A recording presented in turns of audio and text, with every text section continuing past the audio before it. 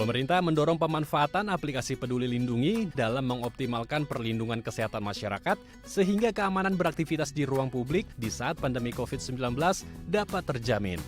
Saat ini pengaplikasiannya pun terus disempurnakan agar penggunaannya semakin mudah.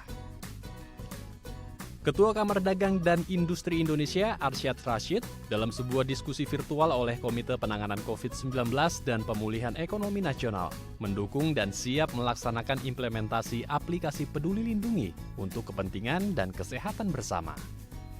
Aplikasi ini tak hanya memiliki fungsi untuk melakukan screening, tracing, maupun protokol kesehatan, namun juga turut membantu para pelaku usaha kembali bangkit melawan pandemi yang telah berlangsung lebih dari 1 tahun ini. Pemikiran Kadin pada saat ini, aplikasi Peduli Lindungi ini boleh dikatakan kalau ini dalam peperangan, ini adalah salah satu senjata juga.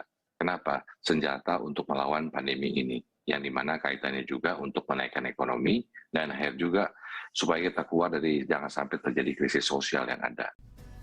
Arsyad pun mendorong agar semakin maksimal perlu adanya kemudahan dari Peduli Lindungi untuk diintegrasikan dalam perjalanan internasional karena selama pandemi banyak pengusaha yang sulit melakukan perjalanan bisnis dan aktivitas ekspor dan impor. Harapannya ini yang perlu juga cepat-cepat dilakukan.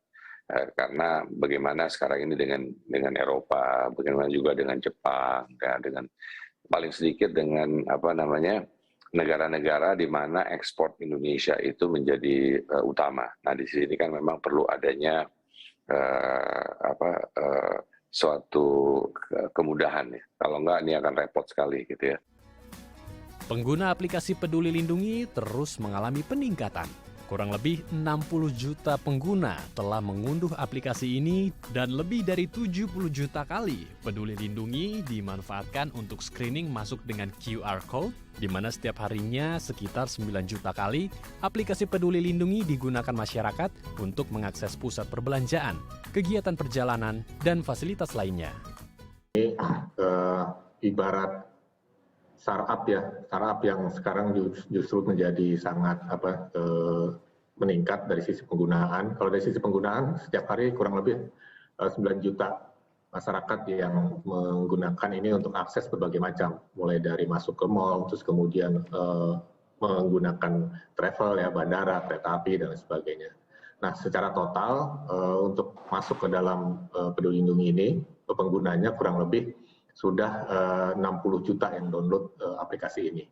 Dan kemudian secara total yang menggunakan QR Code ini lebih dari 70 juta total ya, yang menggunakan Peduli Lindungi untuk akses masuk sebagai apakah statusnya merah, kuning, hijau, ataupun hitam. Jadi meningkat cukup drastis semenjak Juli ya kita luncurkan di awal, terus kemudian dibuka di mall kurang lebih di pertengahan September. Media Tawadu, Tim Liputan, DAI TV.